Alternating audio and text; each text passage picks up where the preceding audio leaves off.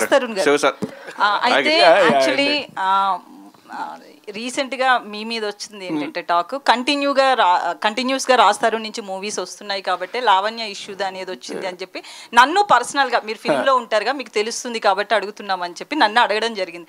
దీని మీద ఒక క్లారిటీ కావాలని ఇద్దరు కాంట్రవర్సీ చేసి ఇలా చేశారా లేకపోతే ప్రమోషన్స్లో భాగమా ఏంటి అసలు?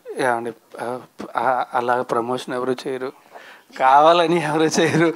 ఈ ప్రశ్న నాకు జీర్ణించుకోవడానికి కొంచెం టైం పడద్దు అనుకుంటా, బట్ అలాంటిది ఏం లేదండి.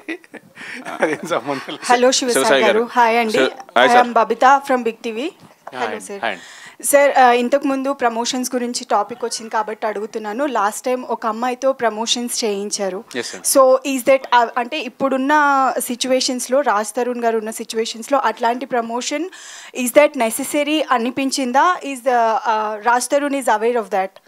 నో అండి, తనకు తెలియదు, తనకు తెలియకుండానే చేసిందండి. మేము అంటే promotions to be frank okay cinema need to talk అని అంటాం కదా, అక్కడ పెట్టిన ప్రతి లైన్ సినిమా గురించి చెప్పిందేనండి, కాకపోతే సింక్ అయింది అంతే. అంటే అదే ఇప్పుడున్న సిచ్యువేషన్స్లో రాజ్ తరుణ్ గారు ఇలాంటివి ఫేస్ చేస్తున్న టైంలో అంటే అంత డేర్ ఎందుకు తీసుకోవాలి అనిపించింది అనేది I just wanted to know. Cinema చేయడమే డేర్ కదండి, ప్రమోషన్ గురించి అడుగుతుంది. That's part of movie.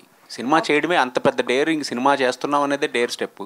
Promotion is a part of cinema కదా. So I don't feel like that's a daring moment, one of the strategy అంతే అండి. Okay Raj Tarun గారు, మీరు ఆ ప్రమోషన్ వీడియో చూసారా?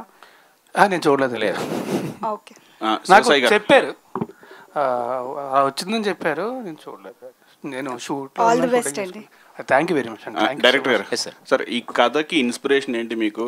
ఈ అంటే ఫస్ట్ టైం ఒక హీరో క్యారెక్టర్కి సారీ డ్రాపింగ్ అనేది, సో కథకి ఇన్స్పిరేషన్ ఏంటి? అంటే మారుతి గారు ఎప్పుడు యాడ్ అయ్యారు? ఫస్ట్ కథ పుట్టి నుంచి మారుతి గారు ఉన్నారా లేకపోతే మధ్యలో వచ్చారు? ఆద్యుడు అండి మారుతి గారు. ఓం పెడతాం కదా మనం ఏదైనా ఎగ్జామ్ రాసేటప్పుడు, ఆయన ఆద్యుడు. ఆయన తర్వాత మేము అందరం పుట్టాం. ఆయన తర్వాత కిరణ్ గారు వచ్చారు, కిరణ్ గారి తర్వాత నేను వచ్చాను. సో మారుతి గారు కిరణ్ గారు ఒక సినిమా చేద్దాం అని అనుకున్నప్పుడు లైన్ ఈజ్ ఫ్రమ్ మారుతి గారే సార్. ఒక లైన్ ఇలా అనుకుంటున్నాను అన్నప్పుడు నేను దాన్ని అంటే I can't make loud comedy like ఉంటుంది కదా, డిఫరెన్స్ ఉంటుంది కదా. నేనేంటంటే ఒక సెటిల్డ్గా సెన్సిబుల్ కామెడీస్. సో అప్పుడు నేను మొత్తం రాసుకొని వెళ్తే సార్కి బాగా ఇంప్రెస్ అయ్యి బాగుంది అన్నప్పుడు నేను శారీ డ్రేపింగ్ అనేది అనుకుంటున్నాను సార్ అంటే he immediately accepted. Like character yj sari draping తీసుకున్నామండి. ఆ క్యారెక్టర్కి హీ నీడ్స్ టు బీ ఇందాక చెప్పినట్టు ఒక ఆడాళ్ళ చుట్టూ ఉండాలి కానీ ఈ షుడ్ నాట్ బీ అంటే ఏ ఉన్నప్పుడు శారీ డ్రేపింగ్ అనుకున్నామండి. శేఖర్ చంద్ర గారు ఇక్కడ సార్, ఇక్కడ ఈ ఇయర్లో 3 మూవీస్ కంప్లీట్గా మీరు different genres, Ambajipeta marriage band ఒకటి, నెక్స్ట్ వచ్చి హర్రర్ ఒకటి చేశారు, ఊరు పేరు భైరవకోన అంటే ఒక హర్రర్ థ్రిల్లర్ జోనర్స్, అండ్ ఇది మళ్ళీ ఒక కామెడీ కైండ్ ఆఫ్ దీనికి. ఎందుకంటే మ్యూజిక్ అనేది చాలా ఇంపార్టెంట్ కీ రోల్ ప్లే చేస్తుంది ఇలాంటి సినిమా. మనం నవ్వుకోవాలంటే వెనకొచ్చే మ్యూజిక్ బాగా ఇంపాక్ట్ క్రియేట్ చేస్తుంది. సో డైరెక్టర్ గారు చెప్పినప్పుడు మీకు ఏంటి అనిపించింది టు మేక్ దిస్ మ్యూజిక్? అదే మీరు అడిగింది కరెక్ట్ అండి. బికాస్ అంబాజీపేట ఒక జానర్ అండి, ఒక సీరియస్ ఎమోషనల్ డ్రైవ్ ఉంటుంది, రూరల్ ఫీల్ ఉంటుంది. అండ్ ఊరి పేరు భైరవకోన చాలా సీరియస్.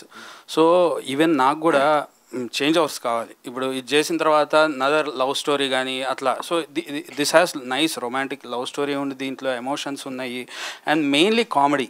సో కామెడీ నాకు కూడా చాలా రోజులు అయిపోయింది మంచి కామెడీకి మ్యూజిక్ చేసి బ్యాక్గ్రౌండ్ స్కోర్ కానీ. సో ఆ ఫన్ నిజంగా ఎంజాయ్ చేస్తామని ఒక సీన్కి బ్యాక్గ్రౌండ్లో వాయిస్తో ఫన్ చేయొచ్చు అండ్ ఇన్స్ట్రుమెంట్స్తో కానీ.